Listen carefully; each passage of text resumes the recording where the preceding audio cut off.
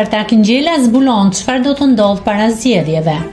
Dhe komedia arrin kulmin kur e di tani që ekspertët amerikanë të krimit janë kthyer sërish në SPAK. Ai vijon të flas me një stil popullor për një çështje profesionale në shkencën e drejtësisë. Ekspertët amerikanë erdhën sërish në SPAK. Kjo e vërteton sërish se profesionalisht në funksion të hetimit të krimeve dhe gjykimit të tyre në SPAK, gjithçka po drejtohet nga ekspertiza amerikane.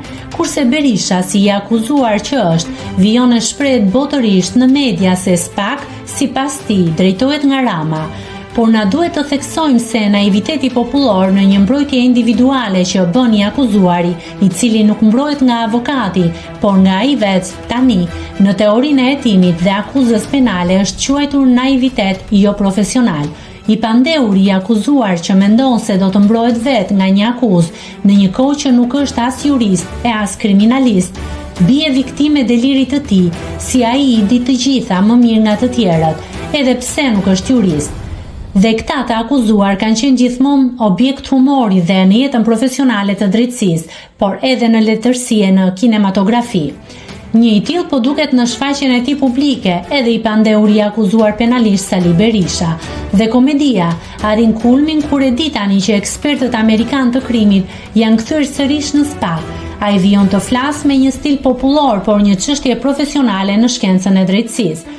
Por kjo po tregon indirekt se Berisha e di që krimin e ka kryer dhe e gjithë mbrojtja e tij kuptohet se ka qenë dhe është e mbështetur te kërcënimi për të trembur prokurorët dhe gjyqtarët e SPAK. Por a mund të arrihet kjo? Kur e sheh se sërish SPAK po drejtohet profesionalisht nga ekspertiza amerikane, mbrojtja jo profesionale humbet në një paradigmë absurde dhe prandaj i akuzuar i flet sikur të jetë një ignorant i trembur që bërtet nga frika. Kjo është në thelb çështja penale Berisha sot, dhe shqiptarët po shohin se vetë media ka rënë në një induksion nga një i akuzuar që nuk e di fare se çfarë është akuza penale, çfarë është prova gjyqësore dhe çfarë është fajësia për një krim. Kurse tani po pritet procesi gjyqësor, por në një kohë që në SPAK ka ardhur sërish ekspertiza penale amerikane. E pra, s'na mbetet gjë tjetër veç se të shohim akuzën kundër një individi me njohuri publike, i cili ende nuk ka pasur mundësinë intelektive që të bëj publikisht një mbrojtje profesionale kundër akuzës penale, të cilën ja ka ngritur dhe po e gjykon SPAK dhe ekspertiza penale ndërkombëtare. Por fakti që në këtë proces të rëndësishëm penal ka ardhur sërish mbështetje profesionale ndërkombëtare, mendojmë se çështja do të gjykohet drejt dhe me prova të plota gjyqësore.